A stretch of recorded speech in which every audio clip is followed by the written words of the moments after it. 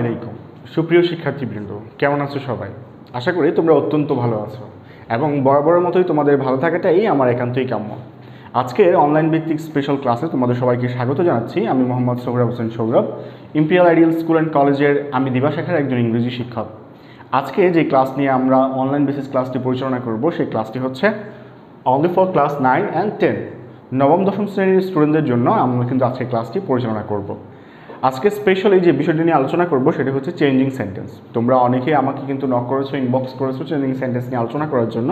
তাহলে আমরা আজকে চেঞ্জিং সেন্টেন্স নিয়ে আলোচনা করব। তোমরা সেই তোমাদের ধারাবাহিকতা অনুসারে কোশ্চেনের যে প্যাটার্নগুলো আছে সেগুলো নিয়ে রেডি থাকো, যাতে করে আমি যখন এই সলভেন্সগুলো দিব তোমরা তখন তোমাদের সেই কোশ্চেনারি সলভেন্সগুলো নিজেরাই সর্ট আউট করতে পারো। তোমাদেরকে ইতিমধ্যে কিন্তু হাফ ইয়ারলি এক্সামের জন্য তোমরা জানো তোমাদের সিলেবাসটা তোমাদের হাতে দেওয়া হয়েছে এবং আমাদের যে কন্টেন্টগুলো আছে ডিজিটাল কন্টেন্ট, সেই কন্টেন্টগুলো ব্যবহার করে কিন্তু তোমরা ভিউ করার মধ্য দিয়ে মার্ক ডিস্ট্রিবিউশন প্রসেসটাও দেখতে পারো। কারণ আমরা 100 মার্কের মার্ক ডিস্ট্রিবিউশন নবম দশম শ্রেণীর জন্য যে একটা কম্বাইন্ড এক্সাম হবে তার একটা 100 মার্কের মার্ক ডিস্ট্রিবিউশন আছে, সেটাও আমরা অলরেডি বলে দিয়েছি প্রত্যেকটা ভিডিওতে। এবং তারই ধারাবাহিকতায় যে কয়েকটা কনসেপ্ট তোমরা বারবার রিভিউ করতে হবে, যে গ্রামাটিক্যাল আইটেম সবগুলো তো তোমাদের পরীক্ষা থাকবে না, তার মধ্যে যে কয়েকটা আইটেম থাকবে তার মধ্যে চেঞ্জিং সেন্টেন্স অন্যতম একটা। তোমরা জানো এটা নিয়ে তোমরা গত কয়েক বছর ধরে কাজ করতেছো, ক্লাস 6 থেকে শুরু করে ক্লাস 9-10 পর্যন্ত। ইভেন এরাও তোমরা মোর দেন হায়ার এডুকেশনের জন্য গেলেও কিন্তু এই সেন্টেন্সটা চেঞ্জিং সেন্টেন্স এই টপিকটা কিন্তু তোমাদের অনেক বেশি ইফেক্টিভ বা ভবিষ্যতে প্রোগ্রেসিভ একটা টপিক যেটা তোমাদের কাজে লাগবে। তো আজকে যে বিষয়বস্তু নিয়ে আমরা আলোচনা করবো সেই বিষয়বস্তুটা হচ্ছে আমাদের চেঞ্জিং সেন্টেন্স। Let's start. আমরা এটাকে সলভ করি। তোমাদের যে বিষয়টা সবচেয়ে বেশি তোমরা কষ্ট ফেস করো, ডিফিকাল্টি ফেস করো, সেই টপিকগুলো ইজিয়ার বাট কষ্ট ফেস করো, তোমাদের ডিফিকাল্টি ফেস করো, সেগুলো আমরা চেঞ্জ করার চেষ্টা করবো। আজকে যে টপিকটা আলোচনা করতেছি সেটা হচ্ছে চেঞ্জিং সেন্টেন্স এবং ধারাবাহিকভাবে সেখানে ইন্টারোগেটিভ, অ্যাসার্টিভ, অ্যাক্টিভ এবং পজিটিভ ডিগ্রি। এখানে কিন্তু ইন্টারোগেটিভ সেন্টেন্সে কনভার্ট করা, অ্যাসার্টিভে কনভার্ট করা এক্সক্লেমেটরি থেকে, প্যাসিভ থেকে অ্যাক্টিভে কনভার্ট করা এবং সুপারলেটিভ থেকে কিন্তু পজিটিভ ডিগ্রিতে কনভার্ট করা, বেশ কয়েকটা বিষয় আছে। তোমরা একটু মনোযোগ দিয়ে যদি লক্ষ্য করো তাহলে আমরা বিষয়টা সলভ করার সময় তোমাদের বুঝতে একটু সহজ হবে। ওকে, প্রথম সেন্টেন্সটা যদি একটু লক্ষ্য করো, সেখানে সেন্টেন্সটা কী লেখা আছে? Earthquake is a natural disaster. ভূমিকম্প হচ্ছে একটা প্রাকৃতিক দুর্যোগ, এটা তোমরা সবাই জানো। এটাকে ইন্টারোগেটিভ সেন্টেন্সে কনভার্ট করতে হবে, মানে হচ্ছে এই ধরনের স্টেটমেন্ট সেন্টেন্স যেটা আছে তাকে আমরা প্রশ্নবোধক সেন্টেন্সে কনভার্ট করব। তোমরা সিম্পল এই রুলসটা জানো, তারপরে আমরা তোমাদেরকে আবার রিভিউ করে তোমাদের রিমেম্বার করতেছি। কোনো অ্যাসার্টিভ বা স্টেটমেন্ট সেন্টেন্সে যদি কি থাকে, অক্সিলারি ভার্ব থাকে, তাকে ইন্টারোগেটিভ করতে হলে প্রথম অক্সিলারিটা সেন্টেন্সের শুরুতে নিয়ে আসতে হবে। কোনো স্টেটমেন্ট সেন্টেন্সকে যদি আমরা ইন্টারোগেটিভ করতে যাই অ্যাসার্টিভ সেন্টেন্সকে, তাহলে সেই সেন্টেন্সের পূর্বোক্ত সেন্টেন্সের টু বি ভার্বটাকে সেন্টেন্সের প্রথমে নিয়ে আসতে হবে। নিয়ে আসলাম। এখন সেন্টেন্সটা যদি অ্যাফার্মেটিভ বা হ্যাঁবাচক হয়, অ্যাফার্মেটিভ বা হ্যাঁবাচক হয়, তাহলে আমরা ইন্টারোগেটিভ করার সময় এই টু বি ভার্বের সাথে নট যুক্ত করব। তাহলে কি হবে? ইজেন্ট। কি হবে? ইজেন্ট। এরপরে আমরা সেন্টেন্সের টু বি ভার্বের পরবর্তী অংশ ইজেন্ট, দেখো পরবর্তী অংশ এই ন্যাচারাল ডিজাস্টার সেটা বসাবো, কিন্তু তার পূর্ববর্তী একটা ওয়ার্ড আছে সেটা হচ্ছে আর্থকুয়েক, সাবজেক্টিভ ফর্ম, সেটা সহ আমরা সর্বশেষ যে এক্সটেনশনটা আছে সেটা বসিয়ে দেবো। তাহলে ইজেন্ট আর্থকুয়েক, এখানে কিন্তু ইজ আর বসাতে পারবো না, কারণ ইজটাকে আমরা রিপ্লেস করে ফেলেছি। তাহলে কি হবে? Isn't earthquake a natural disaster. যেহেতু প্রশ্নবোধক সেন্টেন্স তাহলে শেষে অবশ্যই কোয়েশ্চেন মার্ক থাকবে। তাহলে আমরা ইতিমধ্যে একটা কমপ্লিট করে ফেললাম, ইজেন্ট আর্থকুয়েক আর ন্যাচারাল ডিজাস্টার। জিনিসটাকে আমি আরেকবার রিভিউ করে বলতেছি যাতে করে তোমাদের বুঝতে সহজ হয়। টপিকগুলো খুবই সহজ, অনেক প্রথম সারির স্টুডেন্টদের জন্য জিনিসগুলো অনেক সহজ হবে, সহজবোধ্য মনে হবে। বলবে নিজে নিজে চিন্তা করতে পারো যে স্যার কেন করাচ্ছেন। কেননা তোমাদের দেখার বিষয় হচ্ছে তোমাদের মধ্যে এমন কিছু স্টুডেন্ট আছে যাদের এখানে কিন্তু 10 মার্কের মধ্যে আউট অফ 10 5 মার্ক ক্যারি করা কষ্ট হয়ে যায়, কিন্তু এখানে ইজিলি দিয়ে তোমরা ইচ্ছে করলে 6-7 নাম্বার এমনি নিয়ে আসতে পারো। একেবারে ইজিলি একটা প্রসেস, যেগুলো ক্লাস 6-7 স্টুডেন্টরাও একই প্রসেসে করে, সেই টপিকগুলো আমি তুলে ধরলাম। কেন নাইমা হচ্ছে কেন ভালো, একেবারে নাম্বার না পাওয়ার চেয়ে কিছু নাম্বার পাওয়া বেটার। মানে হচ্ছে আউট অফ 10 তুমি যদি 6-7 ক্যারি করতে পারো তাহলে কিন্তু তোমার জন্য ভালো একটা জিপিএ বা গ্রেড পাওয়া পসিবল। সেকেন্ড টপিকটা হচ্ছে দেখো অ্যাসার্টিভ। এই সেন্টেন্সটা আছে হাউ ডেভাস্টেটিং আর্থকুয়েক ইজ। এটা কোন ধরনের সেন্টেন্স বলতে পারবা? রাইট, তোমরা ঠিকই গেস করতে পারছো। তোমরা যারা গেস করছো, এটা হচ্ছে এক্সক্লেমেটরি সেন্টেন্স। এই এক্সক্লেমেটরি সেন্টেন্স যেহেতু এক্সক্লেমেশন সাইন আছে শেষে, এই এক্সক্লেমেটরি সেন্টেন্সটাকে আমরা অ্যাসার্টিভে কনভার্ট করব। এখন দেখো লেখা আছে হাউ ডেভাস্টেটিং আর্থকুয়েক ইজ। আমরা জানি যখন এক্সক্লেমেটরি করা হয় তখন সাবজেক্ট এবং ভার্ব শেষে চলে যায়, সাবজেক্ট এবং ভার্ব শেষে চলে যায়, কিন্তু আমরা যখন অ্যাসার্টিভ করবো অ্যাসার্টিভে সাবজেক্ট এবং ভার্ব প্রথমে থাকবে। তাহলে নিয়ে আসি আর্থকুয়েক ইজ নিয়ে আসলাম। এখন দেখার বিষয় হচ্ছে এই যে ডেভাস্টেটিং ওয়ার্ডটা ছিল, অ্যাডজেক্টিভ ওয়ার্ডটা ছিল, হাউ ডেভাস্টেটিং, হাউটা আসছে অ্যাসার্টিভের জন্য। আমরা জানি এই হাউটাকে যখন রিপ্লেস করবো অ্যাসার্টিভে তখন সেটা ভেরিতে কনভার্ট হয়ে যাবে, VERY। আর্থকুয়েক ইজ ভেরি এবং অ্যাডজেক্টিভ ওয়ার্ডটা লাস্টে বসে যাবে ডেভাস্টেটিং। যেহেতু এটা অ্যাসার্টিভ সেন্টেন্স শেষে কিন্তু আমরা ফুল স্টপ দিয়ে সেন্টেন্সটাকে কমপ্লিট করব।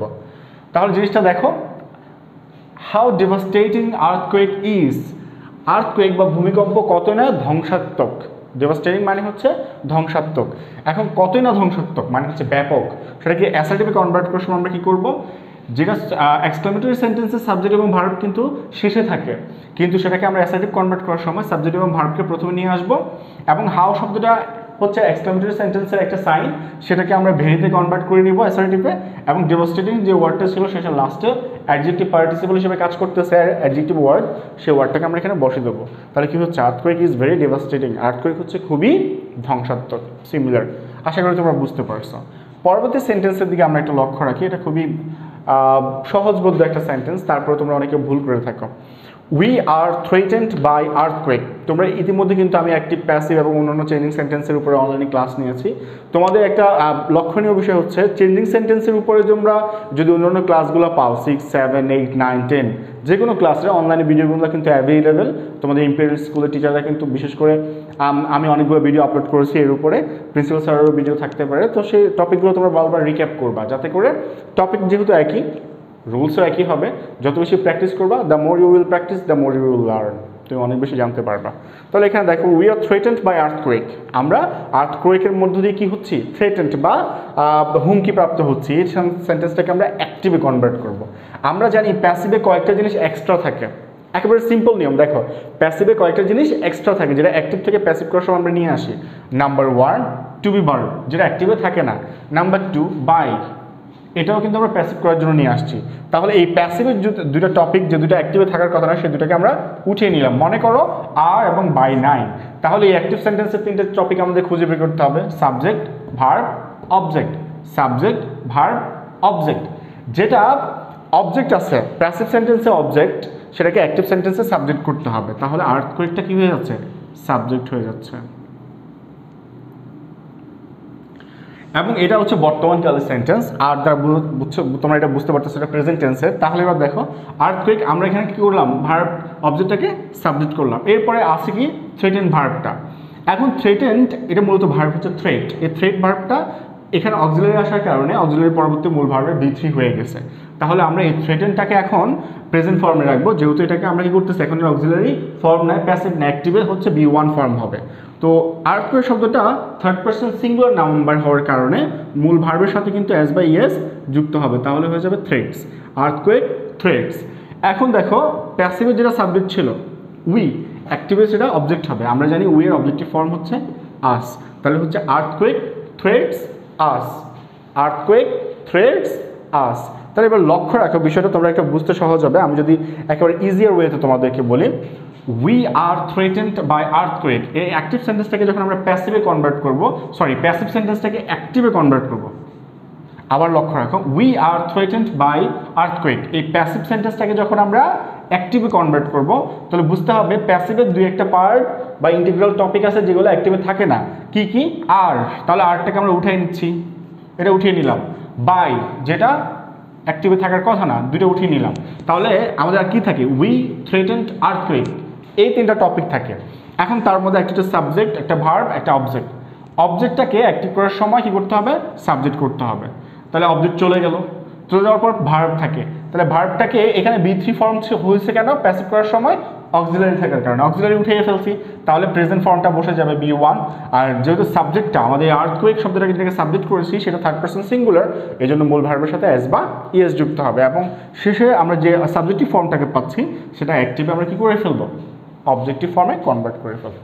দ্যাটস রাইট, আমরা এবিসি কনভার্ট করে ফেললাম। এবং লাস্টে হচ্ছে আমাদের একটা সুপারলেটিভ ফর্মটাকে পজিটিভ করতে হবে। Earthquake is one of the most destructive natural calamities. এখানে যদি ওয়ান অফ দ্য থাকে, তোমরা জানো ওয়ান অফ দ্য মোস্ট লেখা আছে, ওয়ান অফ দ্য থাকলে কিন্তু আমরা ভেরি ফিউ দ্বারা, ওয়ান অফ দ্য থাকলে ভেরি ফিউ দ্বারা এটাকে পজিটিভ করবো। তাহলে আমরা লাইনটাকে কনভার্ট করি, প্রথমে লিখবো ভেরি ফিউ, এরপরে হচ্ছে অবজেক্টিভ ফর্ম, এই সেন্টেন্স অবজেক্টিভ ফর্ম হচ্ছে natural calamities, very few natural calamities, এরপরে একটা টু বি ভার্ব হবে। এখানে আর্থকুয়েকের জন্য ইজ ছিল, আর ক্যালামিটিস এটা প্লুরাল হওয়ার কারণে কি হলো আর। ভেরি ফিউ ন্যাচারাল ক্যালামিটিস আর, দেখো ভেরি ফিউ ন্যাচারাল ক্যালামিটিস আর, এখানে মোস্ট ডিস্ট্রাকটিভ ওয়ার্ডটা হবে অ্যাজ ডিস্ট্রাকটিভ অ্যাজ, কারণ আমরা এটাকে সুপারলেটিভ ফর্মটাকে যখন পজিটিভে নিয়ে আসবো তাহলে মোস্ট ডিস্ট্রাকটিভটা হয়ে যায় অ্যাজ ডিস্ট্রাকটিভ অ্যাজ। এরপরে যে সাবজেক্টিভ ফর্ম ছিল আর্থকুয়েক, সেটাকে আমরা অবজেক্টিভ ফর্মে নিয়ে আসবো। ভেরি ফিউ ন্যাচারাল ক্যালামিটিস আর অ্যাজ ডিস্ট্রাকটিভ অ্যাজ আর্থকুয়েক। এখন সেন্টেন্সটাকে আমরা কীভাবে কনভার্ট করলাম সেই জিনিসটা যদি আমরা একটু রিক্যাপ করি তাহলে জিনিসটা আমাদের কাছে অনেকটা ক্লিয়ার হয়ে যায়। দেখো মূলত লাইনটা ছিল earthquake is one of the most destructive natural calamities. Earthquake হচ্ছে ওয়ান অফ দ্য মোস্ট, এটা হচ্ছে অনেক অন্যতম, অনেকের মধ্যে অন্যতম একটা প্রাকৃতিক দুর্যোগ, ধ্বংসাত্মক প্রাকৃতিক দুর্যোগ। আমরা ওয়ান অফ দ্য থাকলে সেটাকে পজিটিভ ডিগ্রি করবো ভেরি ফিউ দ্বারা, তো ভেরি ফিউ করলাম। এরপর হচ্ছে অবজেক্টিভ ফর্ম যেটা ছিল ন্যাচারাল ক্যালামিটিস, সেটা ভেরি ফিউর পরে ইনসার্ট করলাম, ভেরি ফিউর পরে ন্যাচারাল ক্যালামিটিস আসলো। এখানে কিন্তু টু বি ভার্ব আগে ছিল ইজ, এখন হয়ে যাবে আর, আগে কেন সাবজেক্টিভ ফর্মে ছিল আর্থকুয়েক, এখানে কিন্তু ভেরি ফিউ ন্যাচারাল ক্যালামিটিস যেটা প্লুরাল ফর্ম আর বসলো। এরপর আমাদের কি বসবে, সুপারলেটিভ ফর্মটাকে এই যে মোস্ট ডিস্ট্রাকটিভ, এখানে মোস্ট শব্দটাকে আমরা পজিটিভে কনভার্ট করে ফেলবো, তাহলে হবে অ্যাজ ডিস্ট্রাকটিভ অ্যাজ। এরপর সাবজেক্টিভ ফর্মটাকে এখানে বসিয়ে দিব। তাহলে তোমরা ইতিমধ্যে 4টা টপিক নিয়ে আমরা যে সংক্ষিপ্ত আলোচনা, যেটা অবশ্যই বুঝতে পারলে, এবং তোমাদের পরবর্তী যে কার্যক্রম সেটা হচ্ছে এই টপিকগুলো বাসায় অবশ্যই প্র্যাকটিস করবে। একই মডেলের আলোকে যে অন্যান্য মডেলগুলো থাকবে তোমাদের সিলেবাসের অন্তর্ভুক্ত, সাজেশনের অন্তর্ভুক্ত, সেগুলো তোমরা প্র্যাকটিস করতে থাকবে। এবং ইনশাল্লাহ আগামী সপ্তাহের মাঝে তোমাদের সবার হাতে হাতে কিন্তু 2-1 দিনের মাঝে কি চলে যাবে, মার্ক ডিস্ট্রিবিউশন এবং সাজেশনগুলো চলে যাবে। তোমরা সেই আলোকে প্রিপারেশন নেবে। আশা করি তোমরা এই প্র্যাকটিস চালিয়ে যাবে, নিজেরা স্টে অ্যাওয়েক থাকবে, সচেতন থাকবে এবং অন্যদেরকে সচেতন রাখবে এই মহামারীর সময়ে। এই আশাবাদ ব্যক্ত করে আজকের মতো অনলাইন ক্লাসের সমাপ্তি বলতেছি। আসসালামু আলাইকুম।